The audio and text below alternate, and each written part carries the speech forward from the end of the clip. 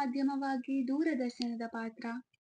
ದೂರದರ್ಶನವು ಆಧುನಿಕ ಯುಗದ ಅತ್ಯಂತ ಪರಿಣಾಮಕಾರಿ ಸಂಪರ್ಕ ಮಾಧ್ಯಮಗಳಲ್ಲಿ ಒಂದಾಗಿದೆ. ಇದು ಮಾಹಿತಿ, ಶಿಕ್ಷಣ ಹಾಗೂ ಮನೋರಂಜನೆಯನ್ನು ಜನರಿಗೆ ಸುಲಭವಾಗಿ ತಲುಪಿಸುವ ಶಕ್ತಿಶಾಲಿ ಮಾಧ್ಯಮವಾಗಿದೆ. ನಗರದಿಂದ ಹಿಡಿದು ಗ್ರಾಮೀಣ ಪ್ರದೇಶಗಳವರೆಗೆ ಎಲ್ಲಾ ವರ್ಗದ ಜನರನ್ನು ಒಂದೇ ವೇದಿಕೆಯಲ್ಲಿ ಸಂಪರ್ಕಿಸುವ ಸಾಮರ್ಥ್ಯವನ್ನು ದೂರದರ್ಶನ ಹೊಂದಿದೆ. ಆದ್ದರಿಂದ ಸಮಾಜದ ಅಭಿವೃದ್ಧಿಯಲ್ಲಿ ದೂರದರ್ಶನದ ಪಾತ್ರ ಅತ್ಯಂತ ಮಹತ್ವದ್ದಾಗಿದೆ. ದೇಶ ವಿದೇಶಗಳ ಸುದ್ದಿಗಳು, ಹವಾಮಾನ ವರದಿಗಳು, ಸರಕಾರಿ ಯೋಜನೆಗಳು ಹಾಗೂ ತುರ್ತು ಪ್ರಕಟಣೆಗಳನ್ನು ಕ್ಷಣಾರ್ಧದಲ್ಲಿ ಜನರಿಗೆ ತಲುಪಿಸುತ್ತದೆ. ಪ್ರಕೃತಿ ವಿಕೋಪಗಳು, ಸಾಂಕ್ರಾಮಿಕ ರೋಗಗಳು ಅಥವಾ ರಾಷ್ಟ್ರೀಯ ತುರ್ತು ಪರಿಸ್ಥಿತಿಗಳ ಸಂದರ್ಭದಲ್ಲಿ ಜನರಿಗೆ ಅಗತ್ಯ ಮುನ್ನೆಚ್ಚರಿಕೆ ಮತ್ತು ಮಾರ್ಗದರ್ಶನವನ್ನು ನೀಡುವಲ್ಲಿ ದೂರದರ್ಶನವು ಪ್ರಮುಖ ಪಾತ್ರ ವಹಿಸುತ್ತದೆ. ಶಿಕ್ಷಣ ಕ್ಷೇತ್ರದಲ್ಲಿ ದೂರದರ್ಶನದ ಕೊಡುಗೆ ಅಪಾರವಾಗಿದೆ. ವಿದ್ಯಾರ್ಥಿಗಳಿಗೆ ಪಾಠಗಳು, ಸ್ಪರ್ಧಾತ್ಮಕ ಪರೀಕ್ಷೆಗಳ ತರಬೇತಿ, ವಿಜ್ಞಾನ, ತಂತ್ರಜ್ಞಾನ, ಕೃಷಿ ಹಾಗೂ ಆರೋಗ್ಯಕ್ಕೆ ಸಂಬಂಧಿಸಿದ ಕಾರ್ಯಕ್ರಮಗಳನ್ನು ಪ್ರಸಾರ ಮಾಡುವ ಮೂಲಕ ಜ್ಞಾನವನ್ನು ವೃದ್ಧಿಸುತ್ತದೆ.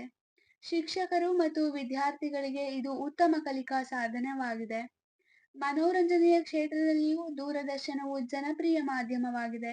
ಧಾರಾವಾಹಿಗಳು, ಚಲನಚಿತ್ರಣಗಳು, ಸಂಗೀತ, ನಾಟಕಗಳು, ಕ್ರೀಡಾ ಸ್ಪರ್ಧೆಗಳು ಹಾಗೂ ಸಾಂಸ್ಕೃತಿಕ ಕಾರ್ಯಕ್ರಮಗಳು ಜನರಿಗೆ ಮನೋರಂಜನೆ ನೀಡುವುದರ ಜೊತೆಗೆ ಅವರ ಮಾನಸಿಕ ಒತ್ತಡವನ್ನು ಕಡಿಮೆ ಮಾಡುತ್ತವೆ. ವಿವಿಧ ಸಂಸ್ಕೃತಿ, ಕಲೆ ಮತ್ತು ಪರಂಪರೆಗಳನ್ನು ಪರಿಚಯಿಸುವ ಮೂಲಕ ಸಾಂಸ್ಕೃತಿಕ ಮೌಲ್ಯಗಳನ್ನು ಉಳಿಸಿ ಬೆಳೆಸುತ್ತದೆ. ದೂರದರ್ಶನವು ಸಾಮಾಜಿಕ ಜಾಗೃತಿಯನ್ನು ಮೂಡಿಸುವಲ್ಲಿ ಮಹತ್ತರ ಪಾತ್ರ ವಹಿಸುತ್ತದೆ.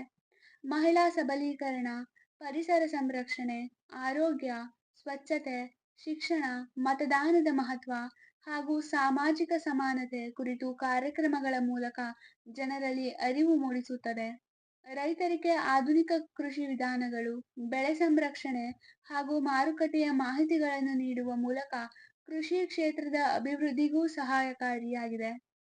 ದೂರದರ್ಶನದಿಂದ ಕೇವಲ ಅನುಕೂಲಗಳಷ್ಟೇ ಅಲ್ಲದೆ ಅನಾನುಕೂಲಗಳೂ ಇವೆ. ಅನುಕೂಲ ಮತ್ತು ಅನಾನುಕೂಲಗಳು ಒಂದೇ ನಾಣ್ಯದ ಎರಡು ಮುಖಗಳಿದ್ದಂತೆ. ದೂರದರ್ಶನದ ಅತಿಯಾದ ಬಳಕೆಯಿಂದ ಸಮಯ ವ್ಯರ್ಥವಾಗುವುದು, ಮಕ್ಕಳ ಅಧ್ಯಯನದ ಮೇಲೆ ಪರಿಣಾಮ ಬೀರುವುದು ಹಾಗೂ ಆರೋಗ್ಯದ ಸಮಸ್ಯೆಗಳು ಉಂಟಾಗುವ ಸಾಧ್ಯತೆಯೂ ಇದೆ.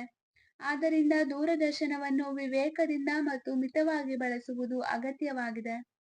ಕೊನೆಯದಾಗಿ, ದೂರದರ್ಶನವು ಕೇವಲ ಮನೋರಂಜನೆಯ ಸಾಧನವಲ್ಲ. ಅದು ಮಾಹಿತಿ, ಶಿಕ್ಷಣ, ಸಾಮಾಜಿಕ ಜಾಗೃತಿ ಹಾಗೂ ರಾಷ್ಟ್ರೀಯ ಅಭಿವೃದ್ಧಿಗೆ ಪೂರಕವಾದ ಪರಿಣಾಮಕಾರಿ ಸಂಪರ್ಕ ಮಾಧ್ಯಮವಾಗಿದೆ. ಇದರ ಸದ್ಬಳಕೆಯಿಂದ ವ್ಯಕ್ತಿ, ಸಮಾಜ ಮತ್ತು ರಾಷ್ಟ್ರದ ಸಮಗ್ರ ಅಭಿವೃದ್ಧಿಗೆ ಮಹತ್ತರ ಕೊಡುಗೆ ನೀಡಬಹುದು.